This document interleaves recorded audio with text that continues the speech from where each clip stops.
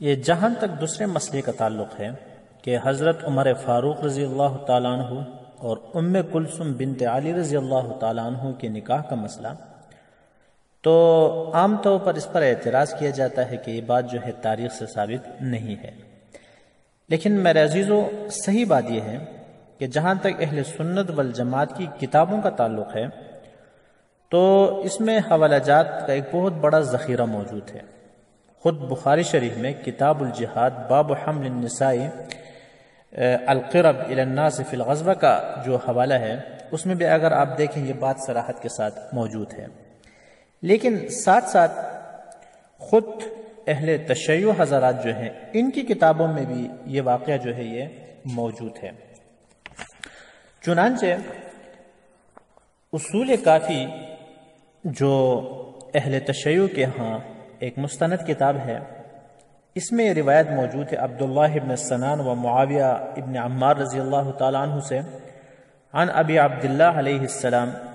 کہ ابو عبداللہ علیہ السلام قال سألته عن المرأة المتوفى عنها زوجها کہ میں نے ان سے پوچھا المرأة التي متوفى عنها زوجها، یعنی اس عورت کے بارے میں کہ جس کا شوہر مر گیا ہو، تعددت فی بیتها او حیث شاءت، کہ اپنے گھر میں یعنی جہاں شوہر کا انتقال ہوا ہے وہاں عدت گزارے گی، او حیث شاءت یا جہاں چاہے وہاں گزارے گی۔ قال تو فرمایا بل حیث شاءت، جہاں چاہے عدت گزارنا چاہے تو وہ گزار سکتا ہے۔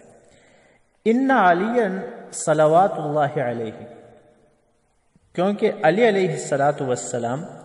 لما توفی عمر، کہ جب عمر رضی اللہ تعالیٰ عنہ کا انتقال ہوا، اتا ام کلثوم،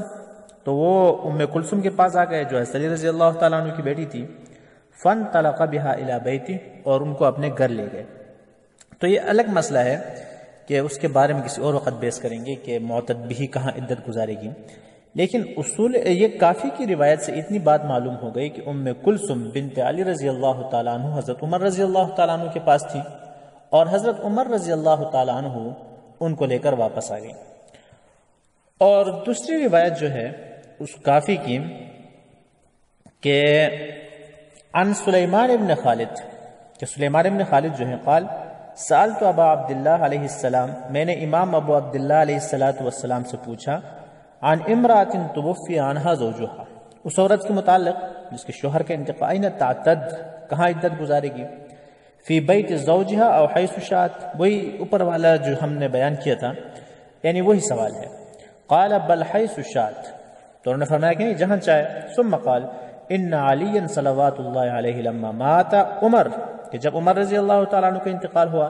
آتا ام کلثوم فاخذ بیدہا، تو ام کلثوم کے پاس آ گئے اور ان کا ہاتھ پکڑا، فانطلق بها الی بیتہ، اور ان کو اپنے گھر لے گئے۔ تو یہ اس کا کافی کی باب المتوفى عنہا زوجہا جو باب ہے، اس میں یہ دونوں روایات جو ہیں وہ موجود ہیں۔ اور اس کے بعد جو ان کے ہاں مستند کتاب ہے استبصار، ان کی روایت ہے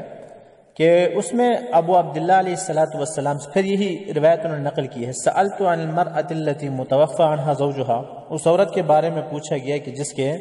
شوہر کا انتقال ہوا، تعددت فی بیتها او حیث شاءت، قال بل حیث شاءت۔ پھر آگے فرماتے ہیں ان علی رضی اللہ تعالی عنہ لما توفی عمر، کہ جب عمر کا انتقال ہوا، آتا ام کلثوم کے پاس تشریف لائے، فانطلق بها الی بیتی، اور ان کو اپنے گھر لے گئے۔ تو یہ استبصار جز نمبر 3 ابواب العدہ جو ہے اس میں اس روایت کا تذکرہ ہے۔ اس کے علاوہ ایک اور مستند کتاب سب جانتے ہیں کہ تہذیب الاحکام، اس میں بھی یہ روایت موجود ہے کہ عن ابی عبداللہ علیہ السلام قال سألته عن المرأة التي متوفى عنها زوجها، وہی سوال ہے، تعتد فی بیتها او حیث شاءت، کہ کہاں عدت گزارے گی، قال بل حیث شاءت۔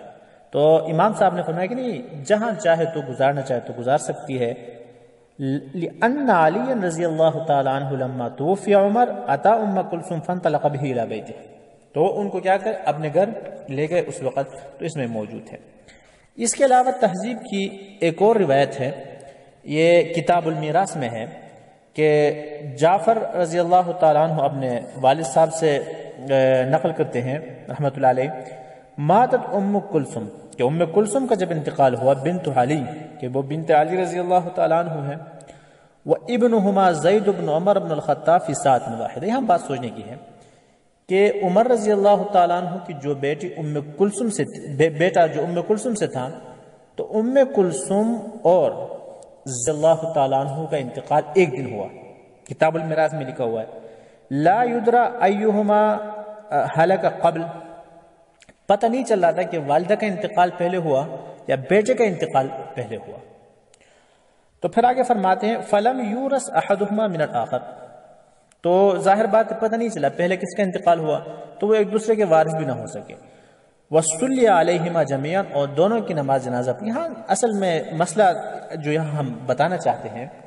کہ اس میں دیکھیں کہ علی رضی اللہ تعالیٰ عنہ کی بیٹی ام کلثوم اور ان کے بیٹے زید بن عمر جو تھے، دونوں کا ایک ماں بیٹے کا انتقال ایک ہی دن ہوا۔ تو اس روایت میں آپ دیکھیں کہ بیٹا جو ہے کس کا بیٹا ہے؟ عمر بن الخطاب کا بیٹا ہے، اور والدہ کون ہے؟ ام کلثوم رضی اللہ تعالیٰ عنہ ہے۔ تو اس سے بھی معلوم ہوتا ہے کہ ان دونوں کے درمیان نکاح ہوا تھا، اور یہ تہذیب الاحکام کی روایت میں موجود ہے۔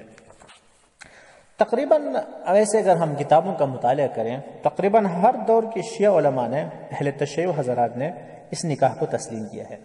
لیکن ساتھ ساتھ عادت کے مطابق ان حضرات نے تعویل بھی کر دی ہے کہ یہ رشتہ جو ہے مجبوری میں کیا گیا تھا، مغلوب ہو کے کیا گیا تھا، اور اسی طرح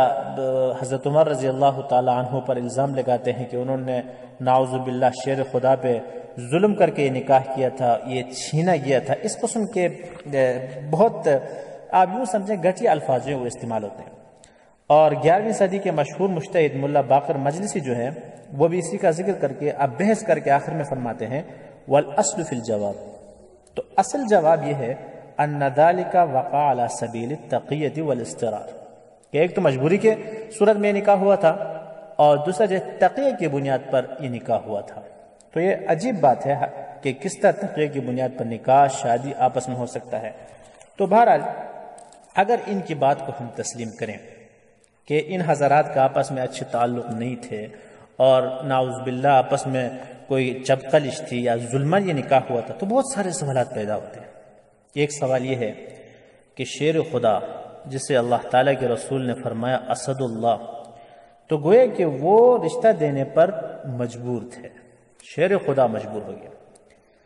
اور بعض روایات سے تو یہ معلوم ہوتا ہے کہ چھینا گیا تھا، اصول کافی کی ایک روایت میں ہے، تو گویا کہ شیر خدا سے ان کی بیٹی چھینی گئی اور نعوذ باللہ وہ خاموش رہے۔ اور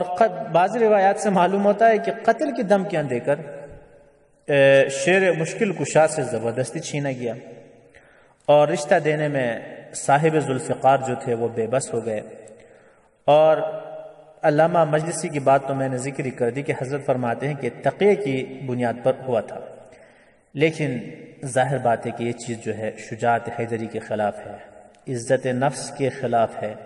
ایک معمولی سے معمولی غیرت والا انسان اس کو برداشت نہیں کر سکتا، چہ جائے کہ شیر خدا جو ہے فاتح خیبر کے ساتھ یہ سلوک کیا جائے۔ یہ طریقہ خاندانی وقار کی شدید مجروح کرنے والا ہے۔ یہ روش غیرت ایمانی اور نسبی شرافت کے لیے چیلنج کی حیثیت رکھتا ہے۔ یہ حالت قبیلہ بنو ہاشم کی خاندانی روایات کے خلاف ہے۔ تو لہٰذا صحیح بات وہی ہے کہ ان حضرات کا آپس میں محبت تھی، ٹھیک ہے ایک کا دو کا کہیں اختلاف بھی ہوا ہو، لیکن ایک دوسرے کا خیال رکھتے تھے، آپس میں رشتے ہوتے تھے۔ اور حضرت علی رضی اللہ تعالیٰ عنہ یہ نہیں تھی کہ دل میں کچھ اور رکھتے تھے نعوذ باللہ اور عملی طور پر کچھ اور کرتے تھے، اس طرح بات نہیں ہے، بلکہ ان کی آپس میں محبت تھی۔ اشداء علی الکفار قرآن گواہی جب دے رہا ہے رحماء بینہم،